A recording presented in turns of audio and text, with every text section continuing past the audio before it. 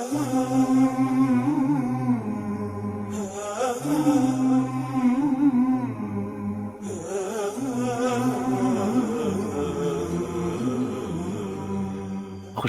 بەڕێز، هەروەها محەممەدی کوڕی منکەدیریش ڕەحمەتی خوای دەبێت لە سەرە مەرگدا دەست دەکا بە گریان.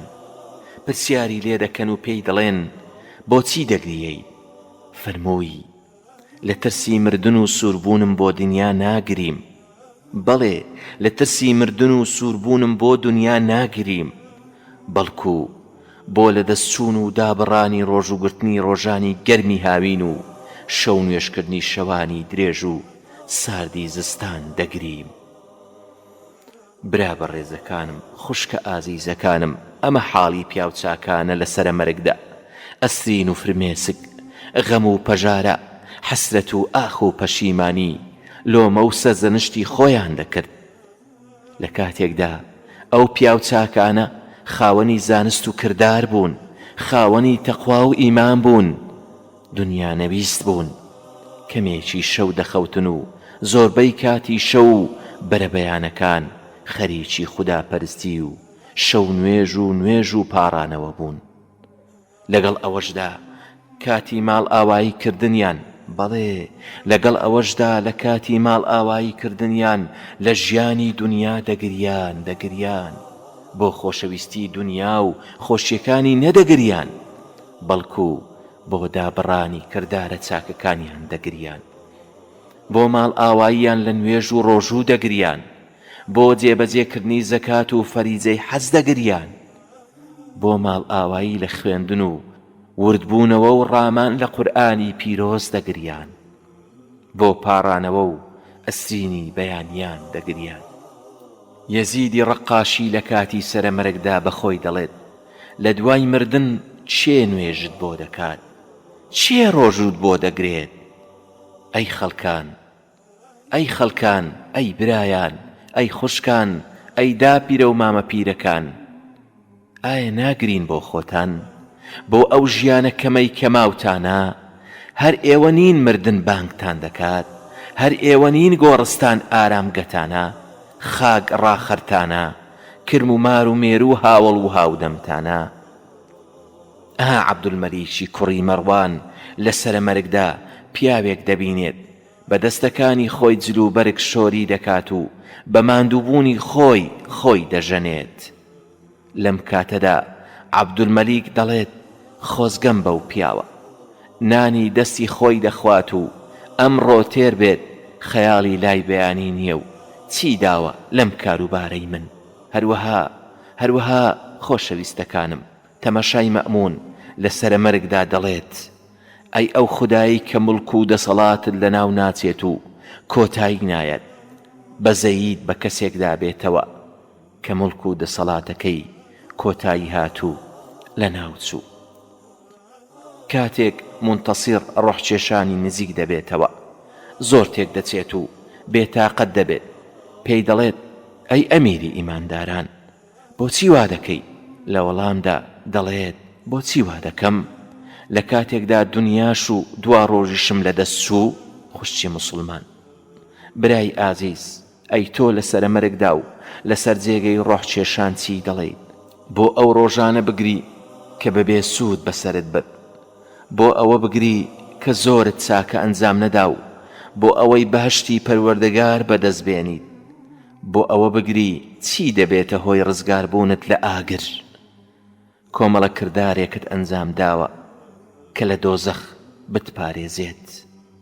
بەڵێ خۆشەویستانم، بەڕێزەکانم، خوشک و برا ئاخیرەتەکانم، باپیرە و داپیرە جوانەکانم، ئەوە حاڵی تۆیە لە گۆڕدا.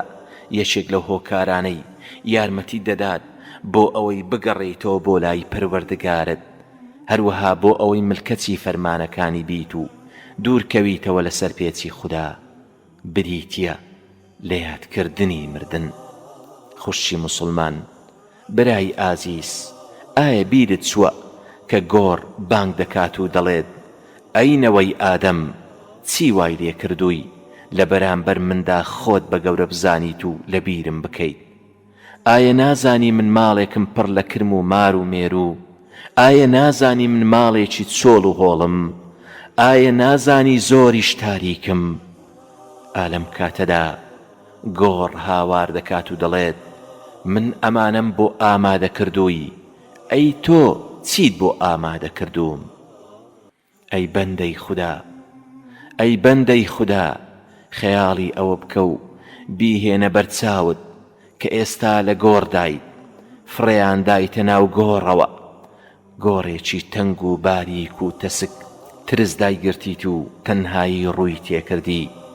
پاشان گۆڕەکە دێتەوە یەک و دەم و چاو و لوت و سەر و ئێسقانەکانت بەسەر یەکدا تێک دەشێنێت.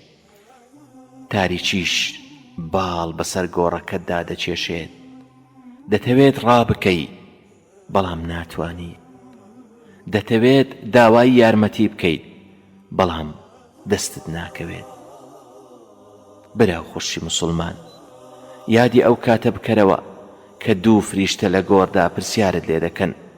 ئەو کاتەی یان مژدەت پێدەدەن و خۆشحاڵت دەکەن، یان دەترسێن و غەمبارت دەکەن. بەڕائی کوڕی عازەب ڕەزای خوای لێبێت دەفەرمێت لە خزمەتی پێغەمبەری خوددا صلی الله عليه وسلم دەرچووین بۆ ناشتنی پیاوێکی ئەنساری. پیاوەکەمان ناشت و دامان پۆشی. پاشان پێغەمبەری خوددا صلی الله عليه وسلم ڕوە و قیبلە دانیشت و ئێمەش بە دەوریە هەمومان ئەوەندە بەبێ جوڵە دانیشت بووین وەک ئەوەی باڵندە بە سەرمانەوە نیشت بێتەوە.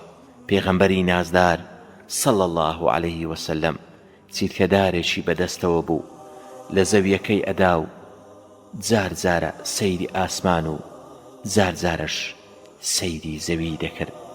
هەروەها سێ جار سەری بەرز کردەوە و داینەواندەوە و فەرمووی استعيذ بالله من عذاب القبر، استعيذ بالله من عذاب القبر، استعيذ بالله من عذاب القبر.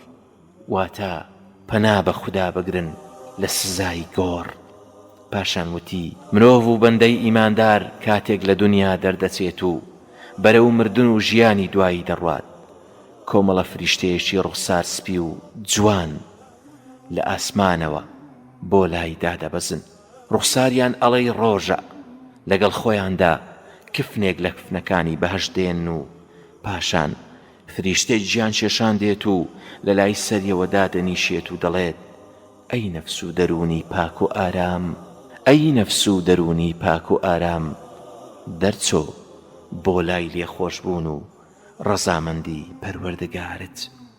ئەو کاتە گیانی دەردەچێت هەروەکو ڕژانی دڵۆپە ئاوێک. ئەو کاتە هەموو فریشتەکانی نێوان ئاسمانەکان و زەوی درود و سڵاوی لەسەر دەدەن. پاشان فریشتەکان کفنەکەی پێوە دەپێچن. خودای پەروەردگاریش دەفەرمێت حتى إذا جاء أحدكم الموت توفته رسلنا وهم لا يفرطون. واتا فریشتە ڕەوانەکراوەکانمان گیانیان دەچێشن و لە کاتێکدا ئەوان لە کار و کردەوەی خۆیان کەم تەرخەمی ناکەن. پاشان بە خۆشترین بۆن لە زەویەوە بەڕێ دەکرێت و بەرزی دەکەنەوە و بەلای هەر کۆمەڵە فریشتەیەکدا بەڕێی دەکەن، دەڵێن ئەم ڕۆح و دەروون پاک و جوانە چێیە؟ ئەمانیش لە وەڵامدا دەڵێن فڵانی کوڕی فڵانە و بە جوانترین ناو ناوی دەهێنن.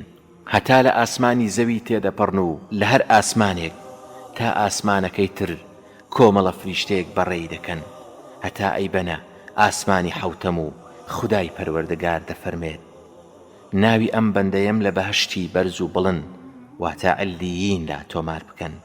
جا تۆ چوزانی عەلیون چییە و چۆنە؟ نامەیەکی مۆڕکرا و لۆکراویشە. ئەو نامەیە فریشتە نزیکە بە ڕێزەکانی لای خوددا دەیکەنەوە و شایەدی لەسەر دەدەن، ناوی تۆمار دەکەن و پاشان پەروەردگار پێیان دەفەرمێت بیجێڕنەوە، بیگەڕێنەوە بۆ زەوی، لە زەوی دروستم کردوون و دەبێت بۆ زەوی بگەڕێنەوە و هەر لە زەویشەوە جارێکی تر زیندویان دەکەمەوە. دەیگەڕێنەوە بۆ زەوی و ڕۆحەکەی دەکەنەوە بە جەستەیدا. پاشان دوو فریشتەی بەهێز دایدەنیشێن و پێی دەڵێن خوددا چێیە؟ خوددا چێیە؟ دەڵێت خوددام ئەڵڵایە. پێی دەڵێن ئاینەکە چییە؟ دەڵێت ئاینەکەم ئیسلامە. پێی دەڵێن ئەو پیاوەی کە بۆتان ڕەوانە کرا چێ بوو؟ دەڵێت ئەوە پێغەمبەری خوددا محەممەد صلی الله عليه وسلم بوو. پێی دەڵێن زانست و زانیاری چییە؟ دەڵێت قورئانەکەی پەروەردگارم خوێندەوە و باوەڕم پێی هێناوە و بەڕاستم زانی.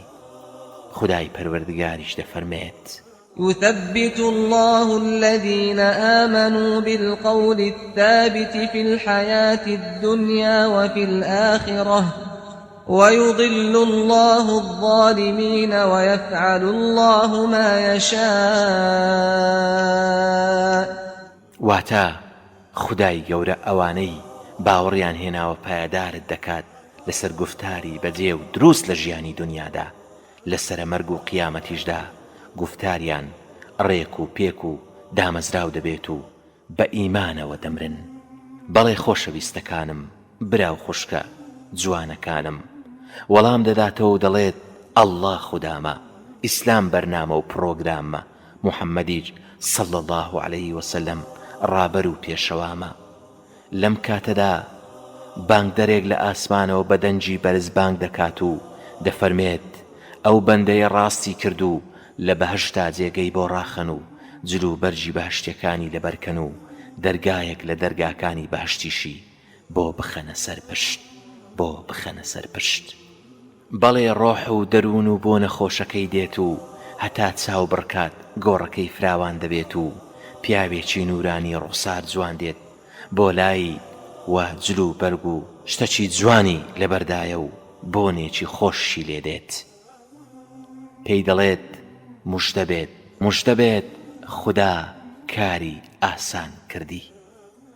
موشدە بێت، خودای پەروەردگار لێت ڕازیە، بەهشتی نەبڕاوە بۆت ئامادەیە و ئەمە ئەو ڕۆژەیە کە بەڵێنت پێدرا بوو. مردووەکەش دەڵێت ئەی تۆ چێی؟ خۆش موشدە بیت. ئەویش دەڵێت من کردارە چاکەکانتم. بەڵێ تۆ بۆ جێبەجێکردنی فەرمانەکانی خوددا بەپەلە بوویت، بەڵام لە ئەنجامدانی تاوان و گوناهدا سست بوویت.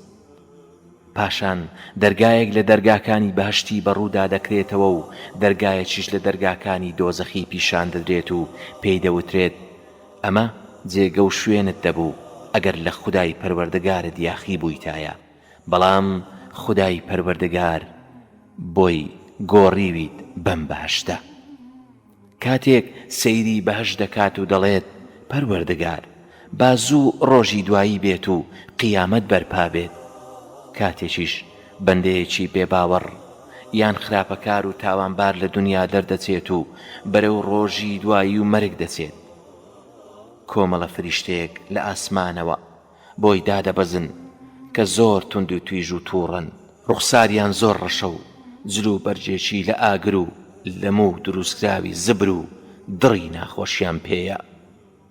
پاشان فریشتەی ڕۆح کێشان دێت و لە لای سەریەوە دادەنیشێت و دەفەرمێت ئەی دەرونی پیس، دەرچۆ بۆ لای تووڕەی خودای پەروەردگار. ڕۆحە پیسەکەی لە جەستەی دەردەچێت، هەر وەک دارێکی دڕکاوی لە خوریەک گیر بوو بێت و ڕای شێشێ، دەمارەکانی دەپچڕێت و هەموو فریشتەکانی نێوان ئاسمانەکان و زەوی نەفرەتی لێ دەکەن و دەرگاکانی ئاسمانی لەسەردا دەخرێت و فریشتەکان لە جلو بەرگەکەی دەپێسن و بۆنێکی زۆر ناخۆشی لێ دێت، هاوشێوەی بۆنی لاچێکی مردوارەوە بوو. پاشان بەرزی دەکەنەوە بەلای هەر کۆمەڵە فریشتەیەکدا تێدەپەڕن، دەڵێن ئەمڕۆ حەپیسە چێیە؟ ئەمانیش دەڵێن فڵانی کوڕی فڵانە و بە ناشیرینترین ناو ناوی دەبن. دەیبەن هەتا ئاسمانی زەوی کۆتایی دێت و ئاسمانەکانی تری بۆ ناکرێتەوە. ئالەم کاتەدا پێغەمبەری خوددا صلی الله عليه وسلم ئەم ئاەتەی خوێندەوە. لا تفتح لهم أبواب السماء ولا يدخلون الجنة حتى يلج الجمل في سم الخياط وكذلك نجزي المجرمين. واتا ئەوانە دەواازەکانی ئاسمانیان بۆ ناکرێتەوە و ناسنە بەهەشتەوە هەتا وشتر نەچێت بەناو کونی دەرزیدا. خدای گەورە دەفەرمێت لە ژێرەوەی زەوی لە سەدزین ناوی تۆمار بکەن و پاشان پێیان دەفەرمێت بیبەنەوە بۆ زەوی، لە زەوی دروستم کردووە و دەبێت بگەڕێتەوە بۆ زەوی و هەر لە زەویەوە بۆ جارێشتر زیندوی دەکەمەوە.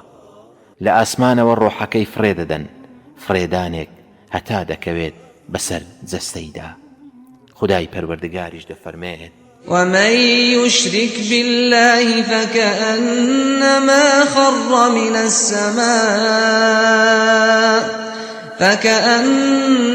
خر من السماء فتخطفه الطير أو تهوي به الريح في مكان سحيق. واتا جا ئەوەی هاوڵ و شەریک بۆ خوددا بڕیار بدات وەکو ئەوە وایە لە ئاسمانەوە بەر ببێتەوە و باڵندە پەلاماری بدات و یاخود ڕەشەبایەکی بەهێز بیفڕێنێت و بیبات بۆ شوێنێکی دوور و قوڵ. ڕۆحەکەی دەگەڕێتەوە بۆ جەستەی، کاتێکیش هاوڵان و دۆستان و خزمان لە گۆڕستان جێی دەهێڵن، گوێی لە دەنجی نەعلەکانیان دەبێت. پاشان دوو فریشتەی تند و تیژی بەهێزی ترسناک دێن بۆ لای و دایدەنیشێن و پێی دەڵێن خودات چێیە؟ ئەویش دەڵێت ها نازانم. پێی دەڵێن ئەی چی دەڵێت دەربارەی ئەو پیاوەی کە بۆتان ڕەوانە کرا؟ ناوی نازانێت. پاشان دەڵێت محەممەد. ها محەممەد؟ نازانم. گوێم لە خەڵکی بوو شتێکیان دەوت دەربارەی. پێی دەڵێن ئەی قورئانت خوێندەوە و لێی تێنەگەیشتی یان تێیگەیشتی و شوێن ڕێگەی ڕاست نەکەوتی؟ پاشان بانگ دەرێک لە ئاسمانەوە بانگ دەکات و دەفەرمێت درۆ دەکات. جێگەیەکی لە ئاگر بۆ ڕاخەن و دەرگایەک لە دەرگاکانی دۆزەخی بەڕووداواڵاکەن. گەرمی و ناڕەحەتی دۆزەخی بۆ دێت و گۆڕەکەی ئەوەندە تەسک دەبێتەوە هەتا پەراسوەکانی دەچن بە یەکدا و ڕاست و چەپ دەبن. پاشان پیاوێکی ڕووسار ناحەزی جلوبەرگ ناشیرن و بۆ ناخۆش دێت بۆ لای و پێی دەڵێت مژدەت لێبێت، ئەو ڕۆژەیە کە پەیمانت پێدرا بوو. ئەمیش دەڵێت ئەی تۆ کە مژدەی شەڕت هێناوە چێی؟ ڕوخساری شەڕە. لە وەڵامدا پێی دەڵێت من کردەوە پیس و چەپەڵەکانتم، سوێن بە خوددا لە جێبەجێکردنی فەرمانەکانی خوددادا تەمبەڵ و خاو بووی، بەڵام لە کردەوەی شەڕ و سەرپێچی فەرمانەکانی خوددادا زۆر ئازا و گوڵجگۆڵ بوویت. ئێستاش ئەوە تا خودای پەروەردگار بەم شێوەیە پاداشتت دەداتەوە. پاشان پیاوە ناشرینەکە کوێر و کەڕ و لاڵ دەبێت و گورزێکی بەهێزی بەدەستەوە دەبێت کە ئەگەر لە شاخی بدات دەیکات بە خۆڵ، بەو گورزە بەهێزە لە مردووەکە دەدات هەتا دەیکات بە خۆڵ. پاشان پەروەردگار وەکو یەکەم زاری لێ دەکاتەوە و بە هەمان شێوە لێی دەدرێت. لەم کاتەدا مردووەکە هاوارێکی ئەوەندە بەرز دەکات هەموو شتێک گوێی لێ دەبێت، تەنها مرۆڤ و جنۆکە نەبێت. پاشان دەرگایەک لە دەرگاکانی دۆزەخی بەڕوودا دەکرێتەوە و جێگە و ڕاخەری ئاگرینی بۆ ئامادە دەکرێت و هاوار دەکات و دەڵێت پەروەردگار با ڕۆژی دوایی بەرپا نەبێت و قیامەت هەڵنەستێت. پەروەردگار با ڕۆژی دوایی بەرپا نەبێت و قیامەت هەڵنەستێت. خوشی مسلمان برای ئازیز، ئەم فەرمودەی پێغەمبەری خوددا صلی الله علیه وسلم شتانێکی زۆرت فێر دەکات. ئەوەت فێر دەکات کە باوەڕت بە سزا و خۆشیەکانی گۆڕ هەبێت، باوەڕت بەوە هەبێت کە گومان لە ڕوودانی دانیە، ڕێگەت نیشان دەدات بۆ ئەوەی کە ئەوەی لە دنیادا لەگەڵ پەروەردگاری دابێت، ئەوە پەروەردگاری لە کاتی مەرگ و مردندا لەگەڵی دەبێت و لە ژیانی ناوگۆڕدا پشت و پەناو یارمەتی دەری دەبێت. وابزانە کە فریشتەکان لە ئاسمانەکانەوە نزا و دوعا بۆ ئافرەتان و پیاوانی ئیماندار دەکەن. هەروەها نزا و دوعا لە دووڕوان و بێباوەڕان دەکەن. دڵخۆشیش بە چونکە دەرگاکانی بەهشت بە خێراتنی ئافرەتانی ئیماندار دەکەن، بەڵام بەڕووی ئافرەتانی بێباوەڕدا دادەخرێن. و بزانە ئافرەتانی ئیماندار لە گۆڕدا لە باخێک لە باخەکانی بەهشتدا دەبن، بەڵام ئافرەتانی سەرپێچی کەر و دووڕوو لە چاڵێک لە چاڵەکانی دۆزەخدا دەبن. خوشتی موسڵمان، باوەڕت بە سزا و پاداشتی گۆڕ هەیە کەچی کاری بۆ ناکەی؟ کوان نوێژ و ڕۆژوەکانت؟ کوان پاڕانەوە و گریانت؟ بیر بکەرەوە. ئەگەر ئێستا مەرگ بێت و تۆش لە حاڵێکی خراپدا بیت و ئەگەر بتخەنە ناو گۆڕەوە، ئەوە هەتایە پەشیمان و ڕەنجەڕۆ دەبیت. بەڵێ هەتایە پەشیمان و ڕەنجەڕۆ دەبیت. بەڵام ئەو کەسەی کە دەچێتە گۆڕەوە و نوێژ و ڕۆژووی ئەنجام داوە، دەستی نزا و پارانەوەی بۆ پەروەردگاری بەرز کردوتەوە و دۆستی قورئان بووە، ئەوە لە پارێزگاری و ئارامی خودادا دەبێت و کردارە چاکەکانی دەبنە تکاکاری لە لای پەروەردگاری.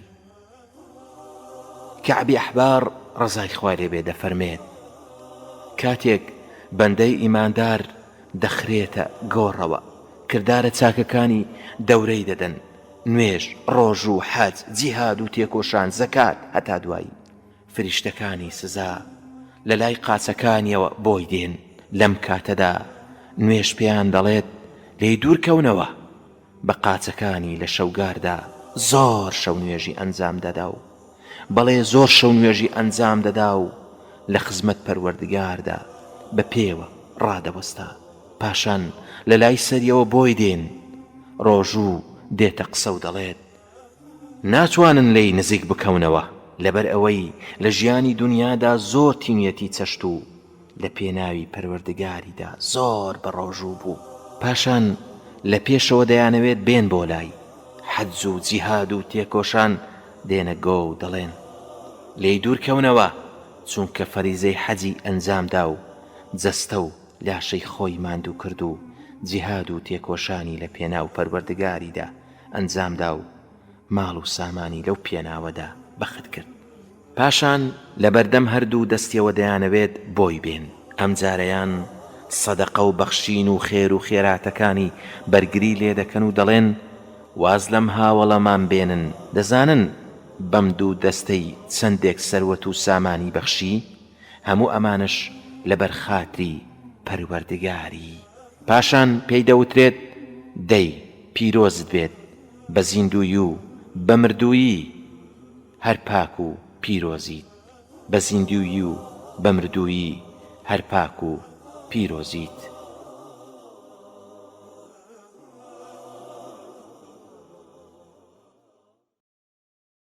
خوێنەری بەڕێز، ئەم تڕاکە بە کۆتا هات.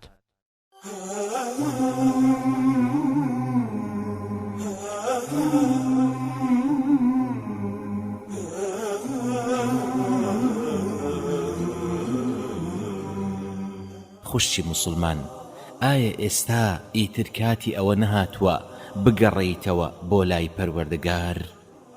گوێ لە یەزیدی ڕەقاشی بگرە ڕەحمەتی خودای لێبێت کە دەفەرمێت پێم گەیشتووە کاتێک مردوو دەخرێتە گۆڕەوە، کردارەکانی دەورەی دەدەن.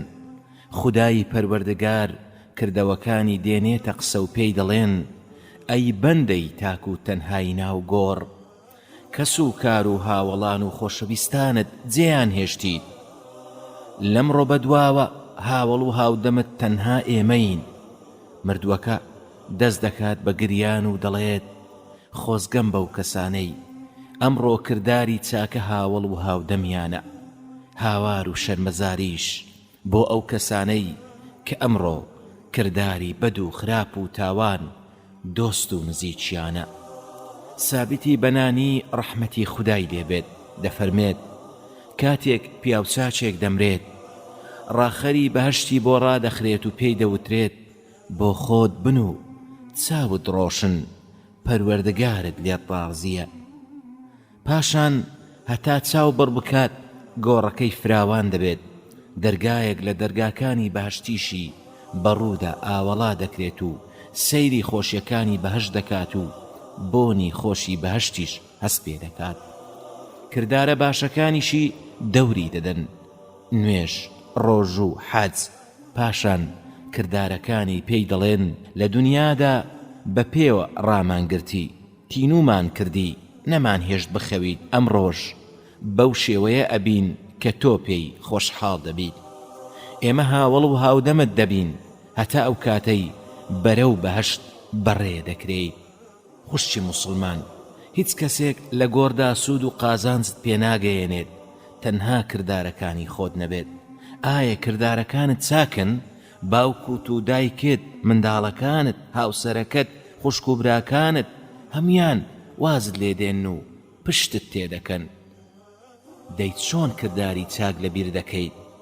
عەتایی کوڕی یەسار ڕەحمەتی خودای لێبێت دەفەرمێت کاتێک مردوو دەخرێتە گۆڕەوە، یەکەم شتێک کە دێت بۆ لای کردارەکانیەتی ڕانی چەپی دەگرێت و پێی دەڵێت من کردارەکانتم. مردووەکەش دەڵێت کوا کەس و کارم، کوا ماڵ و منداڵم؟ لە وەڵامدا پێی دەڵێن کەس و کار و ماڵ و منداڵ جیان هێشتی و جگە لە من کەسی تر لەگەڵتدا نایەتە گۆڕەکەتەوە.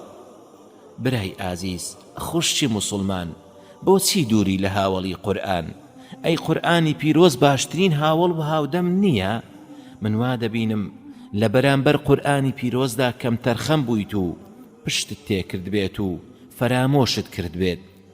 تەنها چەند سوورەتێکی کەمت لەبەرە کە بە پەنجەکانی دەست دەژمێردرێن. بە دڵنیاییەوە ئەگەر وا بڕۆیت قورئان دەبێت بە سکاڵاکار لەسرت، لەبەرەوەی کاری پێناکەیت و ڕۆژ بە ڕۆژ پەشیمانی و گەڕانەوەت بۆ لای پەروەردگارت دوا دەخەیت.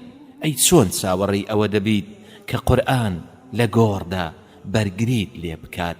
خۆشەویستانم، خوشکە بە ڕێزەکانم، برا ئازیز و جوانەکانم، عوبادەی کوڕی سامت ڕەزای خوای لێبێ دەفەرمێت ئیماندارێک کە دۆست و هاوڵی قورئان بێت لە سەرەمەرگدا قورئان دێت بۆ لای و لە لای سەریەوە ڕادەوەستێت. کاتێک گیانی دەسپێرێت و لە شۆرینی دەبنەوە دەچێتە لای هەتا دەگاتە نێوان سینگ و کفنەکەی. کاتێکیش دەیخەنە گۆڕەوە نەکیر و منکیر دێن بۆ لای، پێی دەڵێن لێمان دوورکەوە و وازمان لێبێنە، چونکە ئەمانەوێت پرسیاری لێ بکەیت. قورئانی پیرۆز دێتە وەڵام و دەڵێت سوێن بە خودای پەروەردگار جێی ناهێڵم. پاشان ڕوو ئەکاتە مردووەکە و پێی دەڵێت ئایا دەمناسی؟ ئەویش دەڵێت نەخێر. قورئانیش دەڵێت من ئەو قورئانم کە شەوت لەگەڵ من بەسەر دەبرد و نەمدەهێشت بخەویت، بە ڕۆژیش منت پشتگوێ نەدەخست، لە ئارەزوەکانت دوورم خستیەوە، گوێچکە و چاوم پاراستی و منت کرد بە هاوڵی خۆشەویستی خۆت. هاوڕێی ڕاستگۆ مژدەت لێبێت لە دوای پرسیارەکانی نەکیر و منکیر ئیتر دوور دەبیت لە هەموو خەم و پەژارە و ناڕەحەتیەک. خوشتی مسلمان، ئایا بۆ تاوان و گوناهەکانی سەردەمی لاوید ناگریت؟ ئەو تاوانانەی کە تیانوسی کردارەکانتی ڕەش کردەوەتەوە، کوا ئەسرین و فرمێسک و گریانت بۆ دووریت لە قورئان؟ بۆ یادی سزا و ناڕەحەتیەکانی مردن و گۆڕ و ڕۆژی دوایی ناکەیت؟ سەیری خۆت بکە و لە حاڵی خۆت ڕابمێنە، یادی ئەو کاتانە بکە هەر کات ئارزووی ئەنجامدانی گوناهێکت هەبوایە بەپەلە هەڵدەستایی بۆ ئەنجامدانی. بەڵێ بیر لە کردارە خراپەکانت بکەوە، بیر لە تاوانەکانت بکەرەوە، ئەو تاوانانەی کە تام و چێژ و خۆشیەکانیان ماڵ ئاواییان لێکردی. ئێوارەی ژین بەسەردا هات ناچاری بازار هەڵبگری، بەرەو ماڵی گۆڕی تارت بە تەنها ملی ڕێ بگری. گوناهت کرد تامی ڕۆیی سزاکەی وا چاوەڕێتە، گوناهت کرد تامی ڕۆیی سزاکەی وا چاوەڕێتە. دەفرمێسکی پەشیمانی هەڵوەرێنە هەتا ئەمری. ڕەحمەتی خوددا لە دایکی عوسمانی کوڕی سەودە کە لەبەر زۆر ئەنجامدانی عیبادەت و خوداپەرستی پێیان دەوت ڕاهیبە.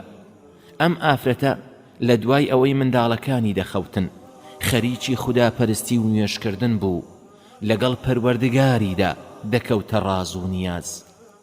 ڕۆژەکان تێپەڕین و مردنی ئەم ئافرەتە خوداپەرستە نزیک بۆەوە و لەسەر جێگە ڕاکشا و خەریک بوو گیانی دەسپات.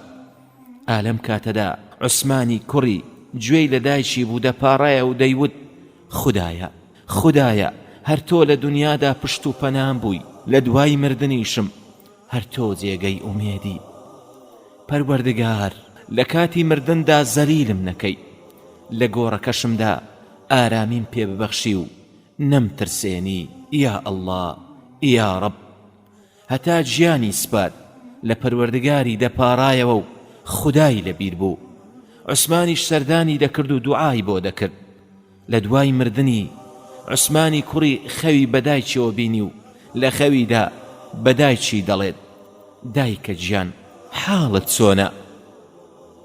ئەویش لە وەڵامدا دەڵێت کوڕی شیرینم، مردن ناڕەحەتی و ناخۆشی زۆری تێدایە، بەڵام سوپاس بۆ خوددا من ئێستا لە ژیانێکی باشی بەرزەخدام و ڕاخەرەکەم بریتیە لە ڕێحانە و گوڵ و گوڵزار. پاشان بەدایکی دەڵێت هیچ پێویستیەکت هەیە؟ دایکی فەرمووی بەڵێ، وازمە هێنە لە سەردانکردنم و دوعام بۆ بکە. کاتێک دەی بۆ سەردانم خۆشحاڵ دەبم، کاتێک دەی بۆ لام پێم دەڵێن ئەوە کوڕەکەت هات بۆ لات و منیش زۆر دڵخۆش دەبم. خوشی موسڵمان، ئەگەر دەتەبێت و خۆزگە دەخوازیت وەکو دایکی عوسمان پاداش بدرێیتەوە و ژیانی بەرزەخ و ناوگۆڕت باش بێت، ئەوە کردارەکانی دایکی عوسمان ئەنجام بدە. بەڵام ئایا بۆ ئەو خۆزگەیە هیچ کردارێکت ئەنجام داوە؟ خوشکە بەڕێزەکەم، دایکی عوسمان کرداری چاچی ئەنجام دا و پاداشتەکەی وەرگرت، بەڵام تۆ کاری باش ئەنجام نادەیت و خۆشت ئامادە نەکردووە و بەتەمای وەکو ئەویش پاداش بدرێیتەوە. هەوڵ بدە و تێ بکۆشە هەتا بەسەر نەفس و ئارزوەکانتدا سەرکەوتوو دەبیت. ئەوسا پەروەردگار لێت ڕازی دەبێت و بەهەشتەکەی بەدەست دێنیت. ئەگەر نا دنیا و دوا ڕۆژت لەدەست دەچێت و ئەم لە دەستچوونش گەورەترین خەسارەت و دۆڕانە. پەنا بە خوددا لە ڕیسوایی و زەلیلی و خەسارەتمەندی. خوشکە بەڕێزەکەم، ئایا یادی خەوی درێژی ناوگۆڕ دەکەیەوە بیری ئەومانەوە دوور و درێژەی ناوگۆڕ ناکەیت؟ یادی خەوی درێژی ناوگۆڕ بکەرەوە. یەکێک لە ئافرەتە چاکەکارەکان بە درێژایی شەو نوێژی دەکرد. کاتێک بەیانی دەهات دەیوت ئەی دەرونی سەرکەشم، بۆ ئەوەندە دەنوویت؟ ئەی کەی هەڵدەستیت؟ وا گومان دەبم ڕۆژێک بە یەکجاری بخەویت و هەتا ڕۆژی حەشر خەبەرت نەبێتەوە. ئافرەتێکی تر لە چاکەکاران تەمەنی لە پەرستنی پەروەردگاریدا بەسەر دەبرد و بەڕاستی لە درێژی خەوی ناو قەبر حاڵی ببوو. مێردەکەی دەڵێت شەوێک خەبەرم بۆ بینیم خێزانەکەم لە پێش بەرەبەیاندا بەخەبەر بوو. پێیوتم هەستە پیاوەکە، شەوگار ڕۆی و ڕۆژگار هات، ڕێگەیەکی دووریشت لە پێشە و توێشوت کەمە. کاروانی چاکە خوازانیش لە پێش ئێمەوە کەوتونەتە ڕێ و ئێمە ماوینەتەوە و بەجێ ماوین. خوشی موسڵمان، بیر لە وتەکانی ئەم ئافرەتە بکەرەوە. شەوگار ڕۆیشت و ڕۆژگار هات، وەکو ئەوەی خەفەت بار بێت لە بەفیڕۆدانی کاتەکانی، لەبەرەوەی بەفیڕۆدانی کات بەشێک لە تەمەنی لەدەست دەدات. دەی ئاگاداری کاتەکانت بە و بەبێ هۆو لە کاری پڕۆپوزدا بەفیڕۆی مەدە. خودای گەورە تۆی بەکاری پڕۆپوچ و گاڵتە و گەپ دروست نەکردووە؟ بیر لەو وتەیە بکەرەوە کە وتی ڕێگەیەکی دوور و درێژت لە پێشە.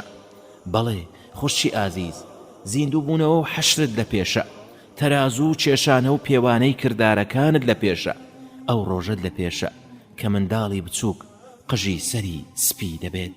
فكيف تتقون إن كفرتم يوما يجعل الولدان شيبا. واتا جا چۆن خۆتان دەپارێزن لە ڕۆژێک کە منداڵ پیر دەکات و سەری سپی دەبێت؟ ئەو ڕۆژە ئاسمان بە هەموو ئەستێرە و هەسارەکانیەوە لە توپەت دەبێت، بێگومان ئەو بەڵێنە هەردێتە دی بەڕاستی ئەم سوورەتەش یادخەرەوە و ئامۆژگاریە بۆ ئەو کەسەی دەیەوێت ڕێگە بەرەولای پەروەردگاری بگرێتە بەر. ڕۆژێکت لە پێشە کە لە براکەت ڕادەکەیت، لە باوک و دایکت هەڵدێیت، لە هاوڵ و لە منداڵەکانت ڕادەکەیت. يوم يفر المرء من أخيه وأمه وأبيه وصاحبته وبنيه لكل امرئ منهم يومئذ شأن يغنيه. واتا ئەو ڕۆژە برا لە دەست براکەی هەڵدێت و ڕادەکات و خۆی دێدەشارێتەوە، هەروەها لە دەست دایک و باوچی، لە دەست هاوسەر و کوڕەکانی. لەو ڕۆژەدا هەر کەسێک لەوانە ئەوەندە سەرگەرمی کێشەی خۆیەتی ناتوانێت فریای کەسی تر بکەوێت. ڕۆژێکت لە پێشە کە لە بەردەم دەستەکانی پەروەردگاردا ڕادەوەستیت، بەڕاستی ئەو ڕێگەی دەتگەیەنێتە بەهەشت، ڕێگەیەکی دوور و درێژە. بیر لە وتەیی بکەرەوە، بیر لە وتەیی بکەرەوە کەوتی توێشود کەمە. خوشتی ئازیز، چاکەکانت بە پەنجەکانی دەست دەژمێردرێن، بەڵام تاوان و خراپەکانت لە ژمارە نایەن. ئای بۆ ئەو ڕۆژە ناخۆش و ترسناکەی کە کردداری چاکە و خراپە لێک جیا دەکرێنەوە. توێشود کەمە بەهۆی نووسنی زۆرەوە، بەهۆی زۆری گاڵتە و گەپ و بەزم و ڕابواردنتەوە، بەهۆی ئەوەی خۆشیەکانی دنیا دوا ڕۆژیان بیر بردوویتەوە. خوشی مسلمان، شەو ڕۆژ کۆمەڵە قۆناغێکن، سات بە سات لە ژیانی دنیادا ئەبڕن و هەتا ئەو کاتەی گەشتی دنیات کۆتایی دێت و گەشتی ناوگۆڕت دەست پێ دەکات. دەی ئەگەر دەتوانیت هەموو ڕۆژێک توێش و پێشخۆت بخە بۆ دوا ڕۆژت، چونکە ڕۆژ بە ڕۆژ تەواوبوونی ژیانی دنیات نزیکتر دەبێتەوە. بیر لە وتەیی بکەرەوە کەوتی کاروانی چاکە خوازان پێشمان کەوتون. یادی ئافرەتانی چاکەکار بکەرەوە، ئەو ئافرەتانەی جێڕەڕەوەی فەرمودەکانی پێغەمبەر صلی الله عليه وسلم بوون، ئەوانەی زانا و شارەزای ئەم ئاینە پیرۆزە بوون، ئەوانەی شەوانی درێژی زستان شەو نوێژیان دەکرد و ڕۆژانی گەرمی هاوین بە ڕۆژوو دەبوون، ئەو ئافرەتانەی دەست پێشخەریان دەکرد بۆ گەیشتن بە پەروەردگاریان. بیریش لە ئافرەتانی ئەمڕۆ بکەرەوە، ئەوانەی مەگەر تەنها خوددا بە ڕەحمی خۆی ڕەحمیان پێ بکات، ئەو ئافرەتانەی خەریکی گاڵتە و گەپ و کاری پڕ و پوچ و بێکەڵکن، ئەوانەی جێبەجێکاری زۆرێک لە ڕەوشتی دووڕوانن. دەی لە خەوی بێ ئاگایی بێدار بەرەوە و لەگەڵ کاروانی چاکەکاراندا بکەوەڕێ، بەردەوام بەرەو پێشەوە بڕۆ هەتا مردن یەخەت پێدەگرێ و تۆش لەسەر ڕەوشت و ڕەفتاری بەرزی خوددا ناسان دەبیت. پشت بە خوددا هەوڵ بدە بەردەوام لۆمە و سەرزەنشتی دەروونت بکە و هەرگیز لە خۆت و لە کردارە چاکەکانت ڕازی مەبە. یەکێک لە ئافرەتە چاکەکارەکانی شاری کوفە خاوەن ڕەوشتی بەرز بوو، لە شەودا کەمێک نەبوایە نەدەخەوت. ڕۆژێک یەکێک لە خزمە نزیکەکانی سەرزەنشتی کرد لەسەر ئەوەی بۆ ئەوەندە نوێژ ئەنجام دەدات و خۆی ماندوو دەکات. ئافرەتەکەش لە وەڵامدا فەرمووی مردن بەس نییە، درێژی مانەوەی ناوگۆڕ زۆر زیاترە لەم تۆزە نوێژ و خوددا پەرستیەی من. بزانە خەوی ناوگۆڕ زۆر دوور و درێژە، بزانە خەوی ناوگۆڕ زۆر دوور و درێژە. وەستان لە خزمەت پەروەردگاردا لە خەوی ناوگۆڕ زۆر درێژترە، مانەوەش لە بەهەشت یا دۆزەخ بۆ هەتاییە. بەڵێ ئەو ئافرەتە وەک لە شەودا خەریکی شەو نوێژ و لاڵانەوە و پاڕانەوە بوو، بە ڕۆژیش بە ڕۆژوو بوو، ڕۆژێک بە ڕۆژوو بوو، گەرماتینی بۆ هێنا و زۆری تینوو بوو. یەکێک لە منداڵەکانی پێیوت ڕۆژوەکەت بشتێنەدایە با تونیەتەکەت بڕەوێتەوە. ئەمیش زۆر بە ئارام گریەوە وتی ئەمەوێت لە ڕۆژی دواییدا تونیەتیم بڕەوێتەوە و پاداشتی ئەم ڕۆژانم وەربگرمەوە.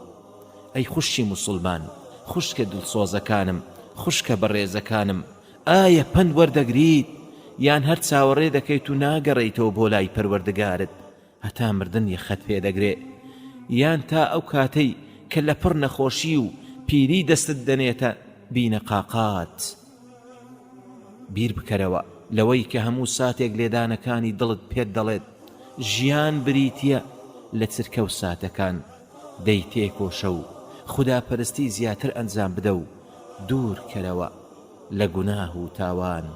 خوشی مسلمان، خوشی ڕێزدار، چۆن سارد و سوڕی لە پرستنی پەروەردگارت دەکەیت کە ڕۆژی دواییت لە پێشە. یادی هەستانەوە و دەرچوونی ناوگۆڕ بکەرەوە چۆن مافی پەرستنی پەروەردگارت بە تەواوی نادەی کە مردنت لە پێشە. ئایا ڕۆژی تێکچوونی ئاسمانەکان و زەوید لەبیر چووە؟ گوێ بگرە بۆ ناوەکانی ئەو ڕۆژە و بیر لە ناوەکانی بکەرەوە. بیر لە ناوەکانی بکەرەوە بەڵکو بۆ لای پەروەردگارت بگەڕێیتەوە و ئەگەر کەمێکیش بێت دڵت ڕاست لەچێت. یەوم القیامە، یەوم القیامە، کۆتا ڕۆژی ژیان و سەرەتای ئاخیرەت، کۆتا ڕۆژی کردەوە و سەرەتای سزا و پاداشت. یەوم الواقعە، ڕۆژی ڕووداوە گەورەکە کە ڕۆژی دواییە. یەوم الڕاجفە، ڕۆژی جوڵە و لەرزە گەورەکەی زەوی. یەوم الڕادفە، ڕۆژی پارچە پارچە بوونی ئاسمان و ئەستێرەکان. یەوم الغاشیە ئەدداهیە، ئەو ڕۆژەی داپۆشەری خەڵکیە بە ناڕەحەتیەکانی. یەوم الئەزیفە، ئەو ڕۆژەی کە زۆر نزیکە بێت و ڕوو بدات. یەوم الحاقە، ڕۆژی کارەساتە سەخت و دژوارەکە. یەوم التەلاق و یەوم الفیراق، ڕۆژی دیدار و ڕۆژی جیابوونەوە. یەوم المەساق و یەوم الئیشفاق، ڕۆژی بەچێشکردنی خەڵکی بەرەو دۆزەخ یا بەرەو بەهەشت. یەوم الطامەة الکوبرا والصاخەة العوظما، ڕۆژی ڕوودانی ڕووداوە گەورەکە و ناڵە و شریخە بەرزەکە. یەوم النشور و یەوم المەصیر، ڕۆژی زیندوو بوونەوە و ڕۆژی چارەنووس ساز. یەوم البەکاء والبەلاء، ڕۆژی ناڵە و گریان و فرمێسک و بەڵاو تاقیکردنەوە. یەوم الفەزع و یەوم الجەزع، ڕۆژی هاوارکردن و ڕۆژی ترس و تۆقێن. یەوم المەوعود و یەوم المەشهود، ئەو ڕۆژەی بەڵێنی هاتنی دراوە دەبین و دەبیستن. یەوم الصەیحە و یەوم الزەحف، ڕۆژی هاوارکردن و ڕۆژی سکە خشێ. یەوم لا تەجزی نەفس عن نەفس شەیئا، ئەو ڕۆژەی کە کەس فریای کەس ناکەوێت. یەومە یەفر المەرء من ئەخیه و ئومه و ئەبیه و صاحبەته و بەنیه، ئەو ڕۆژەی برا لە برای خۆی ڕادەکات و ئەو ڕۆژەی مرۆڤ لە دایک و باوکی و لە ژن و منداڵەکانی ڕادەکات. یەومە یعض الظالم على یەدەی، ئەو ڕۆژەی ستەمکار لە حەسرەت و پەشیمانیدا بە هەردوو دەستی خۆیدا دەنووسێت و دەیگەزێت. خوشی مسلمان، بیر بکەرەوە و بیهێنە پێرچاوت کاتێک لە گۆڕەکەت ڕاز بوویتەوە و لەسەر قاچەکانت ڕاوەستایت و دەلەرزیت و چاوەکانت ئەبلەق بوون و تۆیش و خەڵکانی دەوروبەریشت تۆزاوی و خۆڵاوین و غەم دایگرتوون. یادی ئەو کاتە بکەرەوە کە ڕوت و بێجل و بەرجیت، تاک و تەنهایت، غەم و پەژارە دەورەیان داویت.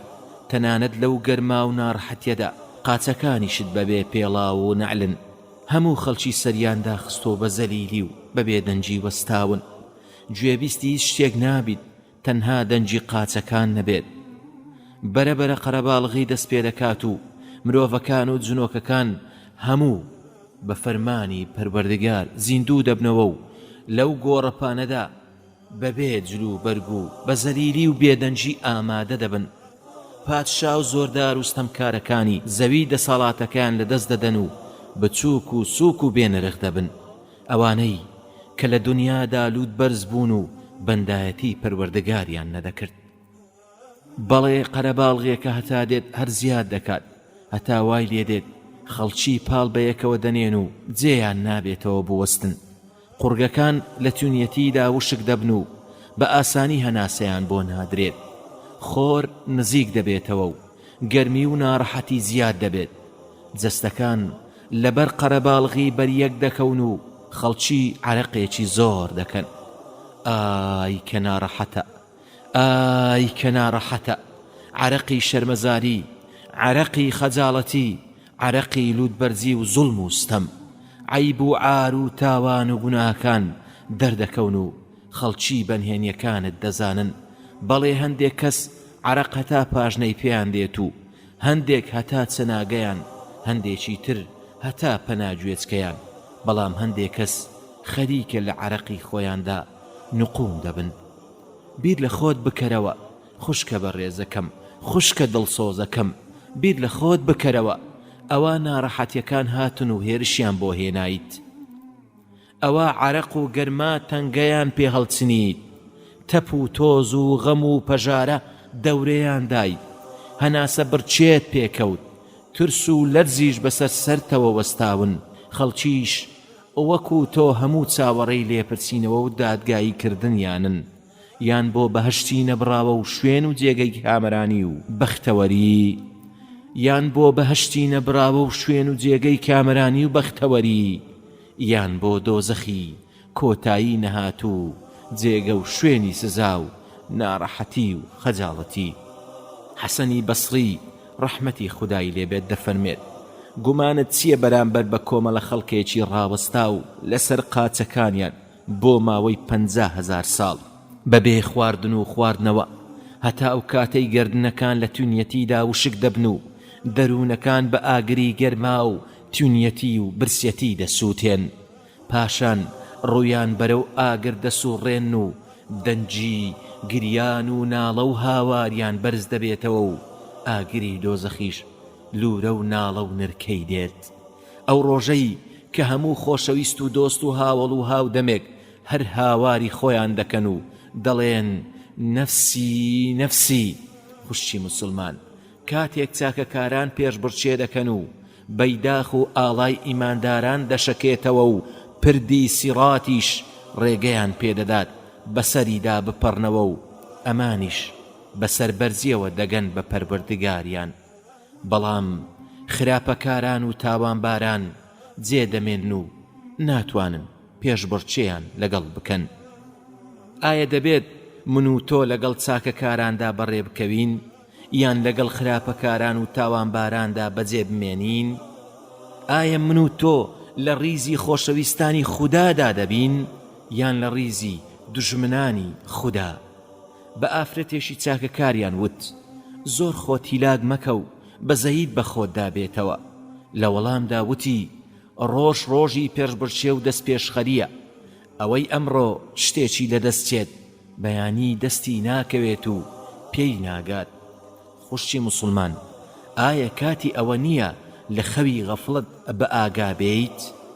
ڕەحمەتی خوددا لەوەی ئەم دێرە هۆنراوانەی نووسیوە کە دەڵێت أنا مشغول بذنبي عن ذنوب العالمين وخطايا أثقلتني تركت قلبي حزينا صرت في الأرض وحيدا في جوار الهالكين بعدما كنت جليلا في عيون الناظرين صرت في ظلمة قبري ثاويا فيها رهينا وتركت المال والأهل لعمري والبنين ولقد عمرت دهرا وشهورا وسنين في نعيم وسرور فوق وصف الوصافين وملكت الشرق والغرب وكان الملك فينا وفتحت المدن قهرا وغلبت الغالبين فآتى الموت علينا بعد هذا ففنينا أيها المغرور بادر لثواب الصالحين والذي صح لدينا وعلمناه يقينا إن حيا ليس يبقى غير رب العالمين.